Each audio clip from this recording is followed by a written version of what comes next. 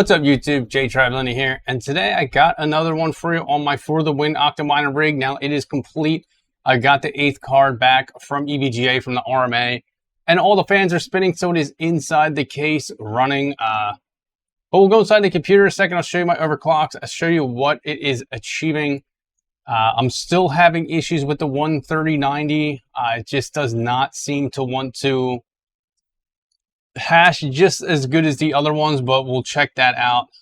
Since the last video, I did copper mod the other couple 3090s that I have. Now they are running much better in HiveOS as far as memory temperatures, and they're also hashing a little bit better, and I was able to push the overclocks a little bit harder. So we'll go inside and we'll check that out.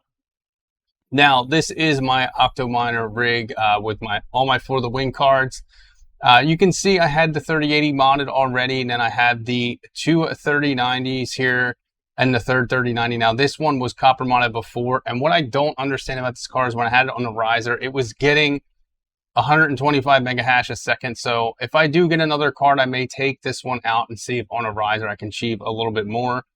And then the other two 3090s, I did copper mod. You can see one is sitting about 80C on the memory, one's sitting about 90. Now this one does push a little bit more power to the card to achieve this overclock. It is 62C on the core, which isn't too bad. I'm not too worried about that. If it does go too high and too hot, then I may have to look at tearing the card back down and repasting the CPU die. And if I did do that, I would have to repaste pretty much everything since it is copper modded.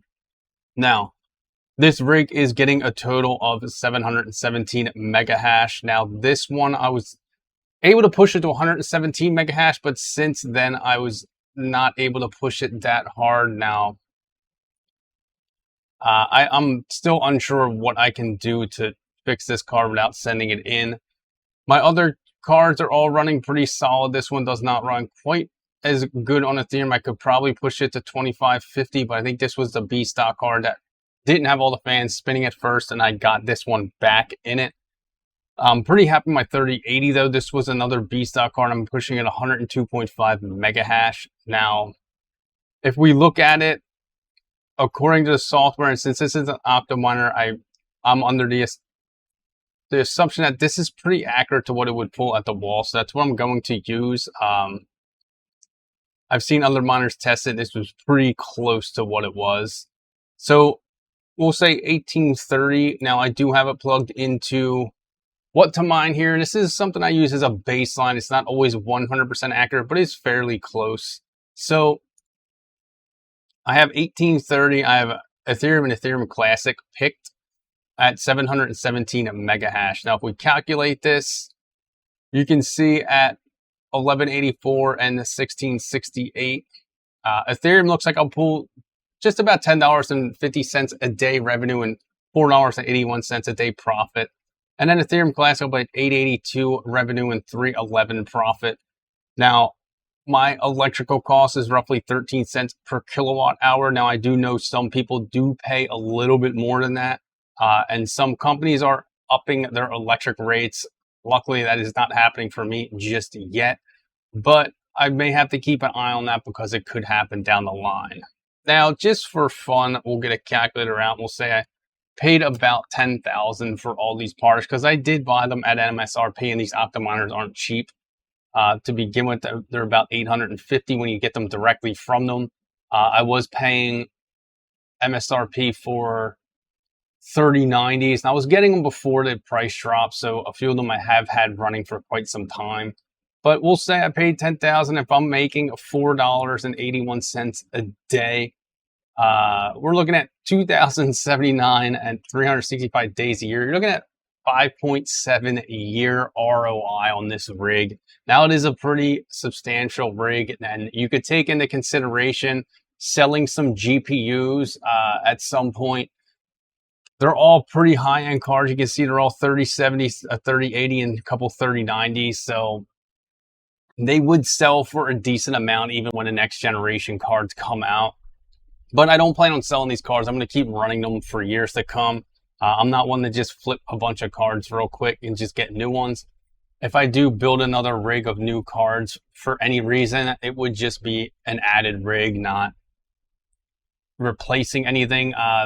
All the 10 series cards I did replace, and I did replace a few AMD cards, my 5600 XTs, I'm 5700 XTs, but I kind of regret the 5700 XTs now that R mode's out, because I hear they are doing really well on Ethereum and Ethereum Classic now in R mode. But that's just an update on my rig. Some other things I plan on doing, I'm just going to pretty much just let this one mine, but post merge, when it does happen, this rig's probably going to go either to Ethereum Classic or Flux. Ravencoin is something I've mined in the past. I have dabbled in Firo, but I'm not too big on it. Ergo, I haven't really done too much with, but I know it has been pretty profitable for quite some time, so I may look into that. I know a lot of people are really mining Ergo a lot. I'm pretty interested in that project. Flux is something I have a lot of interest in, and mining that and possibly setting up some nodes. I do have enough to set up some nodes. I just need to get the time to do it. I hear it takes a little bit of time to set up and then get all the networking tuned for it or set up and opened. Something I need to research a little bit more before going down. But that should be in a video to come, me having my node up and running. I know other couple miners have had their nodes up and running, but it's just going to run on the PC. I do have the Flux to back at least one node that I know of. I might have enough for two, but that'll be a separate video, like I said. But I'm interested to hear what you guys are doing. Are you still mining? Are you shutting rigs down? Are you expanding at all? Or are you downsizing? I know some other miners have looked into solar powering their rigs. Something I have researched, but I'm not quite there yet, ready to buy this stuff to do it. I need to do a little bit more research and figure out if I want to do a grid tie or off grid. I'm leaning more towards a grid tie. But at that point, I probably need to update my electrical panel in general. So it's going to cost a lot of money I don't quite have just yet, but I could always cash out crypto earnings to pay for it, but I'm trying to hodl and save that for long term. So we'll see what happens there. But I'd like to hear what you guys are doing. If you're still mining, shutting down, or if you've even liquidated your entire farm. I have seen some people do that just because of the times that we're in. But I will be doing my best to push through and not shutting rigs down and keep some content coming out for you guys. But thanks for checking this video out. Make sure you hit that like button, hit that subscribe button. Stay tuned for more.